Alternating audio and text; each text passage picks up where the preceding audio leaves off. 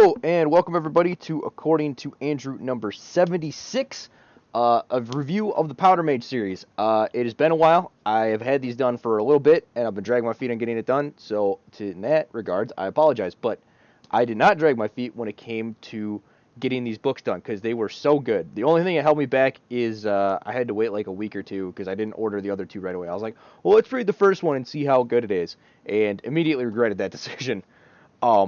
So these are the three books that we got in front of us. It starts The Promise of Blood, then Crimson Campaign, and then the Autumn Republic. And overall, I thought this was a great series. It's I read these so fast. They're each 500-page books, or between 550 and 600 roughly. And I'm actually pretty impressed by the writer. He released these back one after the other in terms of publishing. So I think it started in 2012 or 2013 and went 2013, 2014, 2015, I believe is the publishing dates, which is insane considering how thick these books are. So that's really cool.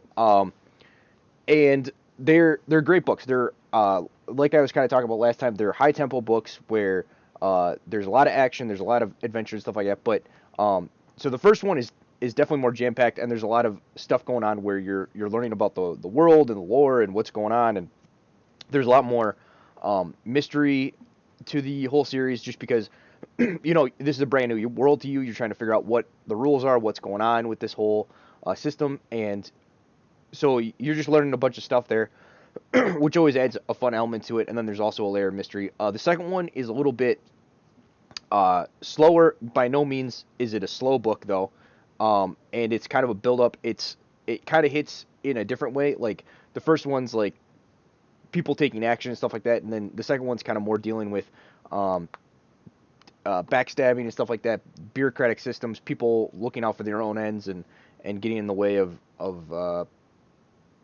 achieving people's personal goals and stuff like that, getting in the way of the whole thing. And then the Autumn Republic is the finish the whole thing. It kind of everything wraps up. I was at times I was kind of worried about certain things where I was like, how is this going to wrap up? How are they going to tie this person in and this person in? But they did a good job of making sure that they got all that stuff done in a timely manner. So I definitely recommend all of these.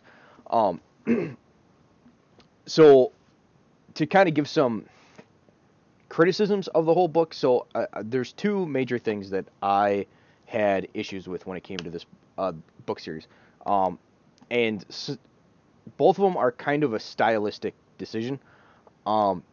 And that's fine. And I don't think they necessarily detract from the book. But when people die in the book, you don't really feel bad because it's so, like, there's so much happening that, like, kind of people die and then move on. And that's, so there's kind of two different ways you can go about it when you're looking at this, right?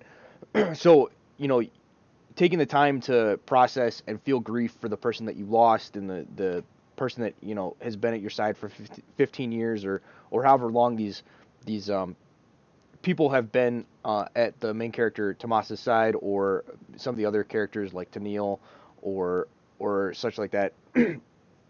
Taking the time to like really grieve them and feel bad for them and all that stuff, that isn't really taken because there's just so much. It's like we'll grieve for them when we win this war, when this campaign's done, and it's just like there's one thing after another that you don't really get the chance to. And one thing that I kind of thought about in my life is that this compared to is a lot of times like when my grandparents died and I lived really far away. I lived like 8 hours away from they were, so I wasn't able to visit them very often.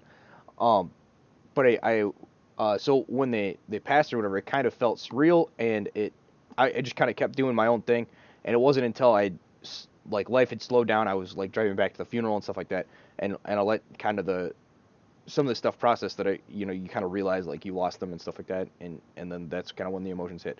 So that's kind of different, and he does do that with a couple of characters in the book where he does take the time to like really let you kind of process, oh, this person's gone, this person's passed, and then like you do feel that more emotional impact.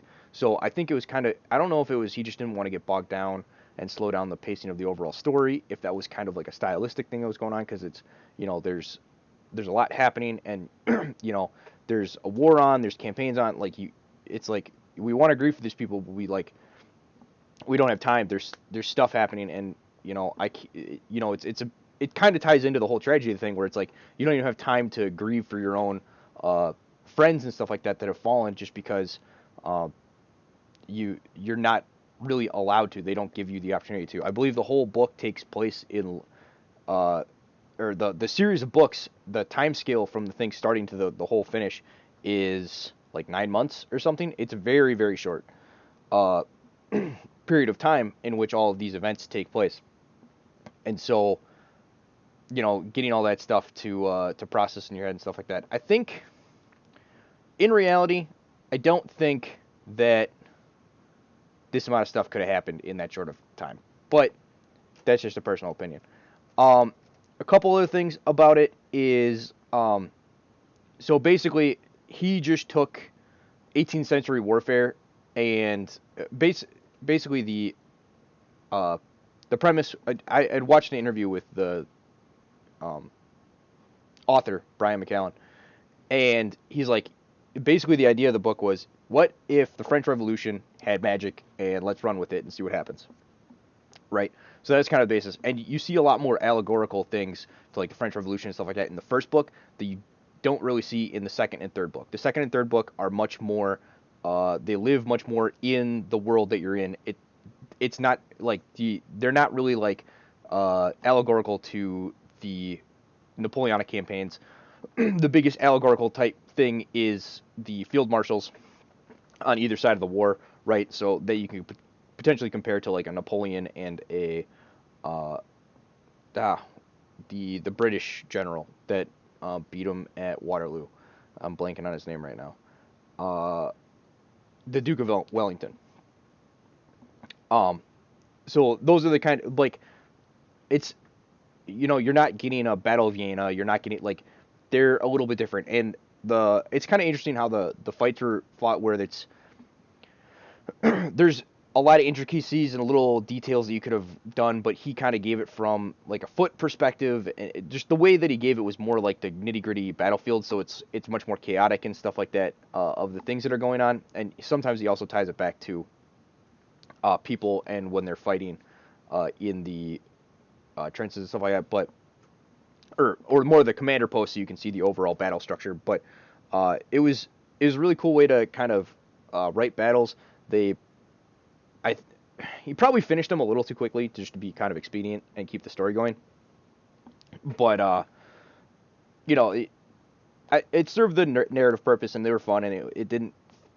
Nothing was really jarring. The one thing that I kind of wish, and so it, also in this interview, he kind of said like he didn't do a lot of world building for the Powder Mage thing. Like there's definitely world building, there's a world and stuff like that, but like you're not going to get the rich deepness of the what are they called, of like Tolkien, right? It's not what's going on. And if I didn't clarify, powder mages are basically they snort gunpowder, and they have they can do magic, so they can blow up gunpowder and stuff like that. And so that was one of the criticisms I had was you have this magic system, and somehow in no way whatsoever does it warp both. They have three different magic systems. So they have Nact, which are just kind of people with highly specialized powers, right? A guy that can never forgets his memory, things of that nature. And the other one that you have is you have your powder mages. They can prevent powder from exploding. They can force powder to explode, and they can use powder to enhance their abilities, move quicker and stuff like that. Send more powder behind their bullets so they can shoot farther. So they we're in the age of muskets, but these guys can shoot like a mile. Crazy stuff like that. They can use powder behind like the thrust of their sword so that they can swing the sword faster and cut right through somebody's head with little effort. Those are kind of the abilities that they have. And then you have like your kind of traditional magic where they're pulling from the else, and they can use like earth, fire, I think water, air, and ether are the 5 elements that they can pull from and attack people with. So those are kind of the magic systems, and and like mages and stuff, like both the powder mages and the traditional mages are used in warfare, but like somehow we're still walking like side by side musket fire like shooting people, despite the fact that you can just have a mage roll up, throw a fireball or like do a firestorm and wipe out an entire battalion like that, like in an instant. Now, they did kind of specify that like probably most mages couldn't do something that devastating and kill that many people. So in that regard, it kind of works. And so I'm probably being a little too harsh on this overall criticism in regards to those specific mages because you know we had this kind of line and rank file system, and I was actually harsher on this until yesterday when I watched the video, and I kind of forgot about Grapeshot and how devastating that is to this kind of column formation where you're walking up and you get within 200 yards and then just Grapeshot just rips through your line and like wipes out like a whole bunch of people. And so the mages kind of feel like a Grapeshot cannon that's more mobile. So, okay, in that regards, doesn't really break the system. The thing that I kind of think does break the whole system, though, is the powder mages. Now, they say you can't light powder from super far away or whatever, but, like, if you can light it from a distance, if you can continue to light it to make it so you can shoot, like, a mile, or if you can light people's powder horns when you're at least within musket range, like, you'd be putting them... They're not that common of people, so in that regard, it's fine. But you would be putting them in these lines of your soldiers, and they get really close to the enemy, and then you would have your powder mage light the entire formations of enemy's powder on fire and blow them all up, and everybody would be dead. Or you'd be sending them to the back lines, trying to get near their artillery and blowing up their entire store of artillery, or getting them even deep into the back lines, get to their powder stores, which are all piled up, and blowing up the powder stores so that they can't fight the war anymore. You know, these are the things you would be doing with these guys, and they didn't really do some of that stuff. They were somewhat used as kind of like special forces type people, and weren't in a standard kernel or they were used in a more flexible way than what would have been standardly done for soldiers in that time. So they did fit that special forces kind of aspect to a little degree, but in general, I think there could have been more done in that regard. And but maybe there will be in a future thing. I'm really interested to see what other powder mage or flintlock fantasy books are out there, because it's a really interesting genre. But yeah, overall, I think the pacing's great. It just keeps you going. You can sit down and read 200 pages and have the best time ever, and it doesn't feel like a slog like some of the other books I read.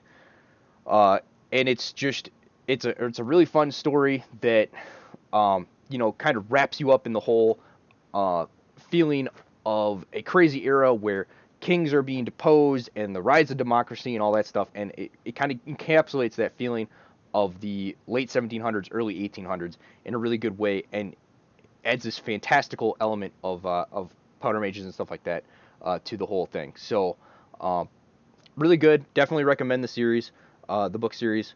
I know it's available at a lot of libraries, so if you're kind of on the fence, maybe try that out. Or in my opinion, I think it's worth picking up and listening, or reading the whole thing, or listening. I heard there's a pretty good audio book version as well, though I have not listened to that. But yeah, that basically kind of concludes my whole thing on these books and what they are. And some of my criticisms, some of my positives. I don't think I really got into what the books are very much. Just a quick overview. Basically, King gets deposed by a guy, and then a lot of stuff ensues out of that. And you kind of deal with the ensuing thing. You follow about 4 to 5 different perspectives, and it's really good. And there's a couple people that it's really tragic for, where they're just kind of dragged along for the ride, as it were. And it's they get swept up and are kind of put into a situation that they didn't create, and you kind of feel bad for them. But that's sometimes what happens to us. Anyway, that's kind of concludes my review of the whole thing. I hope it was actually a review and not a or whatever it was. But I hope you guys enjoyed it, and I will see you guys next time. Like, share, subscribe, all that good stuff, and have yourselves a good day. Goodbye.